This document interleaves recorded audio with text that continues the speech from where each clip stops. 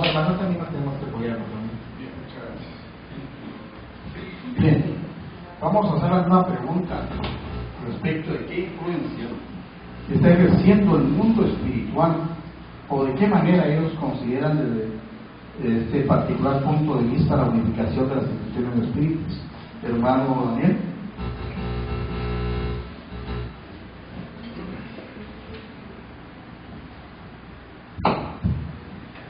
Bien, muy buenos días para todos. Yo considero de que en el mundo hay una lucha de fuerzas y eso creo que es parte de lo que siempre se ha vivido. Algunos le llaman las fuerzas del bien, otros las fuerzas del mal. Unos le llaman las fuerzas del progreso y otros, en cierta medida, las fuerzas del estancamiento. Entonces, esas fuerzas vivas han existido desde siempre. Y el espiritismo pues viene a poner énfasis a través de esa continuidad del alma, que los desencarnados pues mantienen aún sus debilidades humanas o bien sus virtudes. Entonces, dentro de ese concepto sabemos de que hay espíritus que a través de esas fuerzas activas en el universo y en el accionar humano están constantemente influyendo en las mentes de los reencarnados.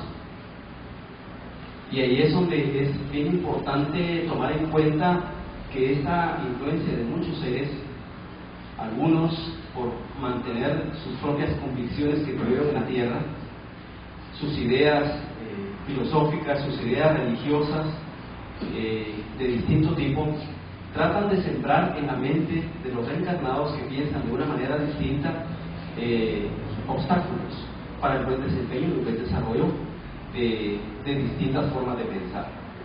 Así también tenemos corrientes a favor, porque hay muchos seres que han estado también con una visión progresista de la vida, una amplitud totalmente de libre pensamiento, entonces también actúan. Entonces aquí, por las condiciones del mundo, sabemos de que la influencia negativa a veces tiende a tener un lugar especial en el desarrollo humano. Pero tenemos que reconocer, y eso ha sido a través de investigaciones que se han dado, una de ellas del libro que muchos han de conocer, que se llama El Secreto, donde se habla mucho de la ley de atracción. Y creo que el ser humano actúa también en sintonía con la espiritualidad de acuerdo a esa ley de atracción. Entonces, ¿qué es lo que sucede? Si en nuestro interno, aunque muchas veces no lo exterioricemos, porque a veces hay actitudes hipócritas, en las cuales tratamos de ser muy condescendientes, muy colaboradores, pero en el fondo hay intereses personales, definitivamente los espíritus que van a estar de acuerdo a nuestra interioridad van a ser seres que no van a querer la unión, van a ser seres que no van a querer el progreso, y definitivamente su influencia se va a patentizar, porque definitivamente se les está dando un lugar y un acceso. Hay una frase que yo quiero revertir, y a veces se dice, dime con quién andas y te diré quién eres. Yo diría, dime quién eres y te diré con quién andas. Ahí es donde podemos ver esa influencia de la espiritualidad.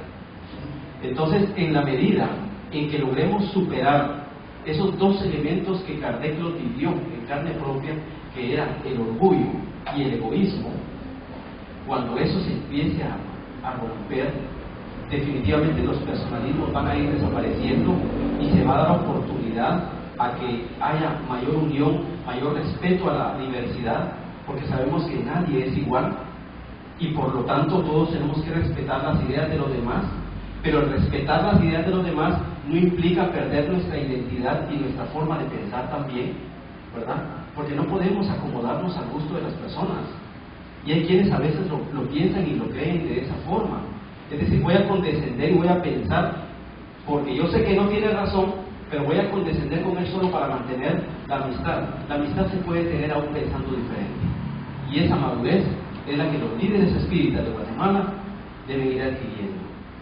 Porque en definitiva el conocimiento espírita es tan amplio, ¿verdad?, que nos da para poder pensar diferente en algunas áreas, pero hay elementos esenciales que son los que nos unen y esos son los que hay que preservar.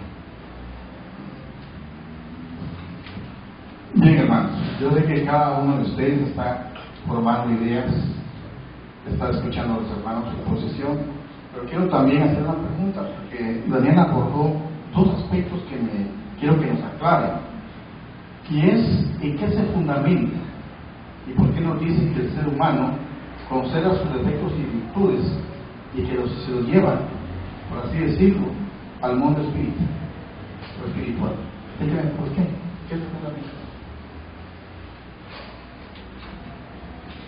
Bien, sabemos que la individualidad como tal del alma después de la muerte se mantiene. Ese es uno de los principios fundamentales.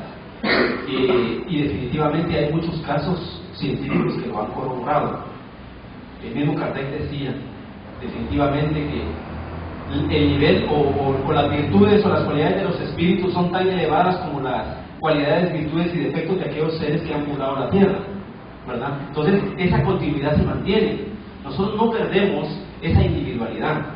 Que el mundo espiritual presente un entorno mucho más adecuado y mucho más factible para el progreso, para el desarrollo, porque ahí se están activando muchas de las potencialidades que el propio espíritu tiene y que a veces difícilmente se logra por el entorno material.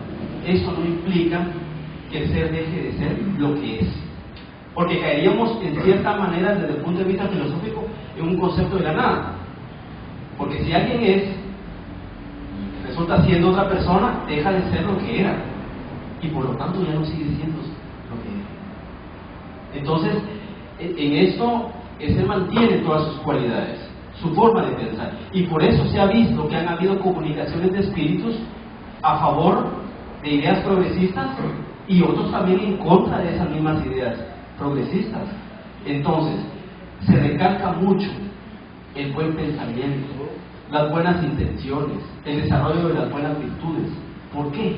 Porque en esa medida también la influencia espiritual va a ser muy sana, va a generar entornos muy adecuados en donde las personas, a pesar de pensar diferentes, siempre van a sentir un afecto, ¿verdad? Porque no es lo mismo a veces decir, bueno, yo estoy en contra de usted, a decir, estoy en contra de las ideas que usted propone, mas no de usted. Eso es muy diferente. Entonces, por eso menciono que esa madurez se tiene que tener para poder comprender el contexto. Pero de hecho, pues esa continuidad y esas cualidades, sean virtudes o no, aún se mantienen vigentes en cada individualidad encarnada. Bien, muchas gracias. Vamos a hacer una pregunta a nuestra hermana Mara Moliner, y es: ¿qué influencia está ejerciendo el mundo espiritual a favor o no a favor de la unidad de las instituciones espíritas o el movimiento espírita en general?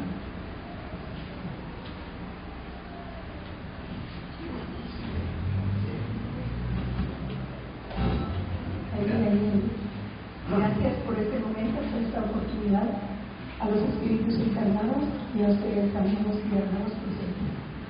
Bueno, yo creo que tuve la fortuna de quedarme en el último lugar, porque ya mis hermanos me lo dieron todo, ¿verdad? Yo únicamente voy a reportar algo, como dice el hermano Daniel. Sí, yo tengo memoria que desde 1975 al 2014 he recorrido cantidad de grupos, porque me gusta visitar, no me gusta que me atrape un grupo, me gusta visitar, conocer, y he encontrado muchas problemáticas. Ante todo, el egoísmo, la prepotencia y el misticismo que yo le salgo huyendo a ello. A mí me fascina el estudio, y precisamente cuando por primera vez encontré al grupo de los hermanos Torres, me fascinó. Lamentablemente yo sentía muchos contratiempos por mi profesión y no los visitaba los días domingos hasta la zona 19, pero siempre ha estado en mi mente la investigación y el avance. A mí no me gusta el estancamiento, y eso es parte de que no evolucionamos, que no investigamos, que no trabajamos, que nos concretamos únicamente a llegar, sentarnos, pasar 2 horas y ahí se terminó todo. Eso no es ser estudiante de espiritismo. Además, no está dentro de 4 paredes el avance. El avance está fuera de esas 4 paredes. Solamente